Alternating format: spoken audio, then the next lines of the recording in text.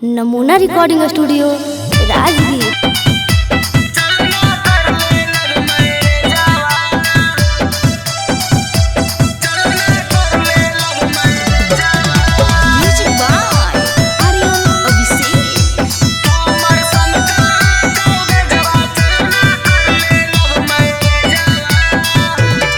आगे तोरे चलते घर से हमें भागल हियो कर जवा। आगे तोरे चलते घर से हमें भागल हियो कर जवा। हमर सन कला का बेजवा चलना कर ले लब मेरे जवा। हमर सन कला का बेजवा चलना कर ले लब मेरे जवा। आगे बाबू के तोर बच जीतो पूरे पूरे दह जवा।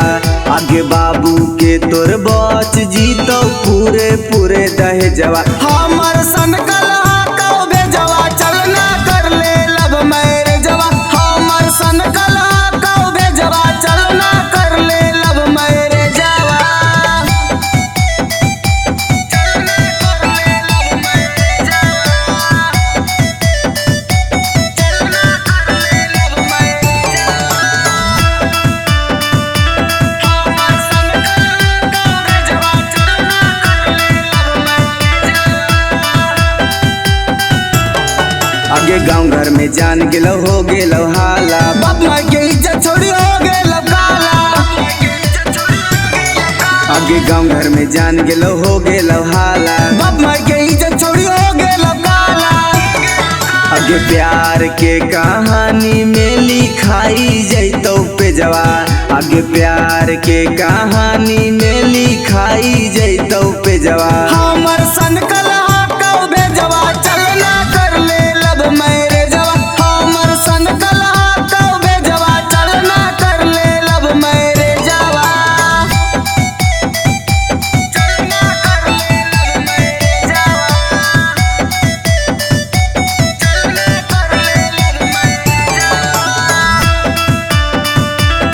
हमर सन कला का बेजवा चलना कर ले लब मेरे जवा। नमूना रिकॉर्डिंग स्टूडियो राजगीर। आगे शादी कर ले कुछ हो तो न जान गे। नाता दोनों के चल जाए तो परान गे। आगे शादी कर ले कुछ हो तो न जान गे। नाता दोनों के चल जाए तो परान गे। आगे कुंदन हिंदुस्तानी आके हक नाउ ले जवा। आगे राबी कांत चौरसिया सजा के रखतौ से जवा। हमर सन कला का बेजवा चलना कर ले लब मेरे जवा। हमर सन कला का बेजवा चलना कर ले लब मेरे जवा।